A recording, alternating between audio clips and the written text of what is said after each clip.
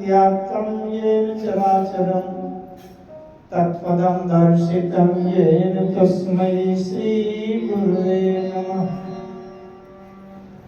योऽन्तादृश्यं वाचमिमां प्रसुप्तां सञ्जीवयत्यखिलशक्तिधरा सुधाम्ना।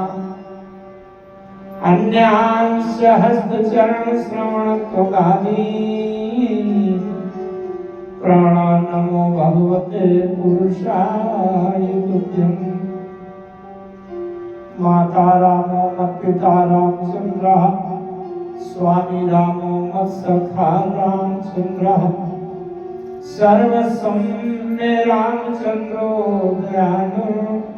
नान्यं जाने नैव जाने न जाने वन्दे विदेहतनया पदपुण्डरीकम् कैशोरसौरभसमाहृतियो विचित्रम्।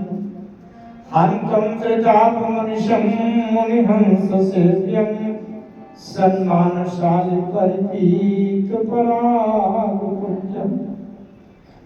वंशी विभूषितकरान्नवनीरदात् पीताम्बराधर्मबिम्बफलाधरोष्ठात् पूर्णेन्दुसुन्दरमुखाधरविन्दनेत्रात् कृष्णात् परं किमपि तत्त्वमहं न जाने।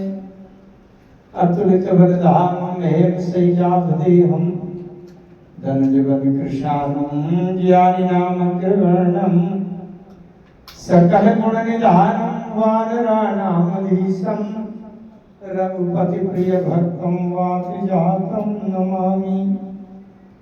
शारदारुणारिशं स्वामी रामसूत्रधरेऽन्तर्जामी। जेहि पर कृपा करहि जन जानी कबियुरे अजिर न चावहि पानी। प्रणमं स्वयं कृपालु रघुनाथा वर्णं विशदता सुगुणगाथा।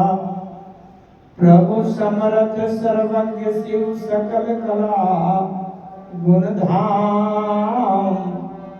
जोग ज्ञान वैराग्य निधि प्रणत कल्पतरुणाम। वंदं तुलसी के चरण जिनकी न्यो जन काज। कलि समुद्र डूबत लख्यो प्रगट्यो सप्त जहाज। सियावर रामचंद्र की जय। भगवान की बड़ी अपार कृपा हुई है। सबसे बड़ी कृपा तो ये कि संसार के असंख्य जीवों में हमको ही मनुष्य बनने का अवसर मिला। मैं बार बार सोचा करता हूँ, चींटा चींटी मच्छर हम भी बन जाते हैं। बस किसी के शरीर में बैठकर खून चूसते वैसे हाथ पड़ जाता, निपट जाते। किस काम? मनुष्य बन गए हैं। इस संपूर्ण सृष्टि का अंतिम शरीर है मनुष्य। नर के आगे सीधे नारायण होता है। इसका मतलब नारायण बनने की पात्रता हमको भगवान ने दे दी है। इससे बड़ी कृपा क्या हो सकती? आप कोई धर्म शास्त्र न समझे हैं तो आप अपनी दृष्टि खोल कर ये देख रहे हैं कि मनुष्य से अच्छा इस संसार में धरती में कोई दूसरा शरीर नहीं।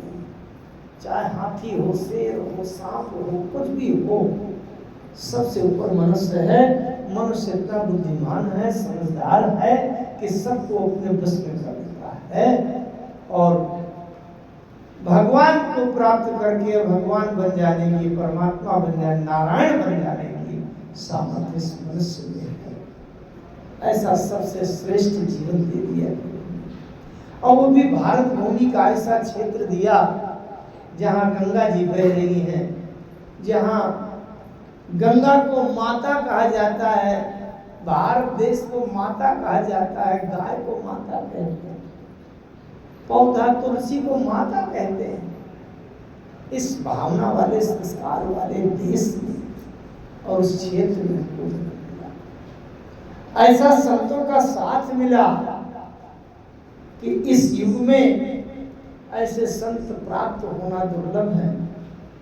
सदगुरु के रूप में, मार्गदर्शक के रूप में, हमारी सुरक्षा संरक्षा के रूप में ऐसा सानिध्य संतों का मिला। सदगुरु के आश्रम में आकर के गुरु पूर्णिमा माह के इस पावन पर्व पर 3 दिन का जो ये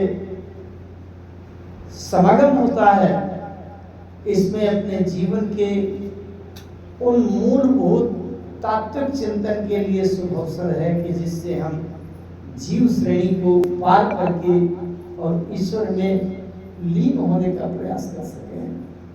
इसके लिए हम अपने छुपे हुए, अंदर छुपे हुए आध्यात्मिक शक्ति को, ज्ञान को जगाएं। और संतों के बिना नहीं हो सकता। सदगुरु आश्रम में आकर के 3 दिवसीय ये सत्संग की जो सभाएं आयोजित हो रही हैं, पिछले वर्षों से जो पुराने लोग हैं वो जानते हैं, ये तो बड़े भाग्य सौभाग्य की बात है। इस युग में सत्संग मिलता है।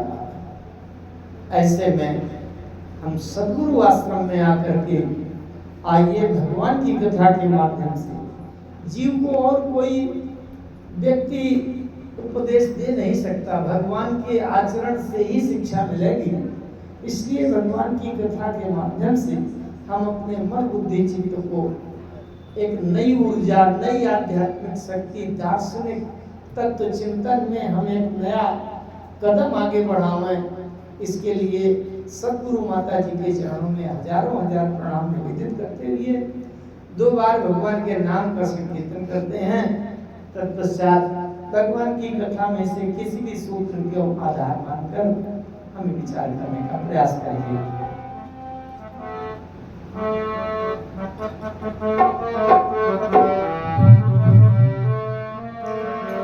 सहज दया के धाम,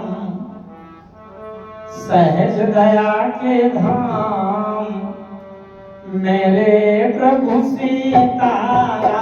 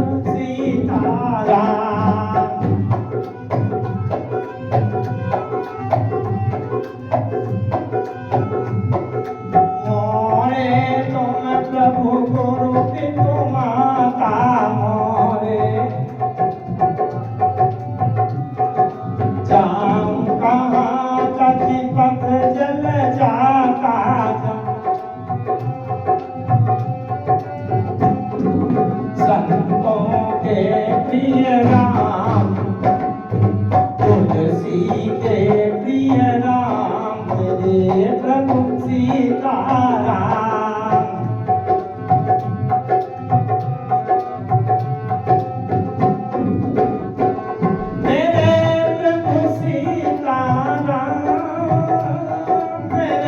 प्रभु राजा मेरे प्रभु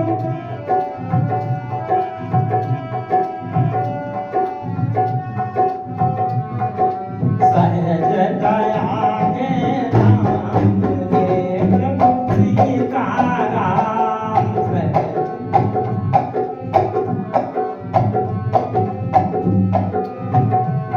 मेरे प्रभु सीताराम मेरे प्रभु सीताराम मेरे प्रभु सीताराम। बोलिए भक्त वत्सल भगवान की, श्री राम नाम भगवान की, श्री रामचरितमानस भगवान की, संकट मोचन श्री हनुमान जी भगवान की, पूज्यपाद जगत गुरु गोस्वामी तुलसीदास जी महाराज की। बोलिए सद्गुरु माता जी की जय। जय जय श्री सीता।